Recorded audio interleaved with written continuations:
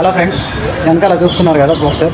So Gaami cinema చూద్దామని చెప్పేసి చాలా ఇంట్రెస్టింగ్గా ఉన్నా చాలా రోజుల నుంచి. అది రిలీజ్ అయిన నుంచి వెయిట్ చేస్తున్నా. ఇక్కడ తిరుమల థియేటర్లో ఈరోజు లాస్ట్ డే. రేపటి నుంచి రజాకర్ సినిమా వస్తుందని చెప్పేసి ఈరోజు మిస్ అవ్వద్దని చెప్పేసి సినిమాకి వచ్చా.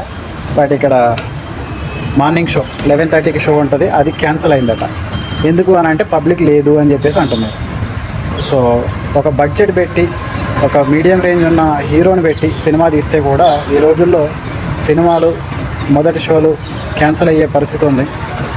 ఇంకా ఎలా సినిమాలు తీయాలో ఏం చేయాలో కూడా అర్థం కాని పరిస్థితి సినిమా ఇండస్ట్రీకి.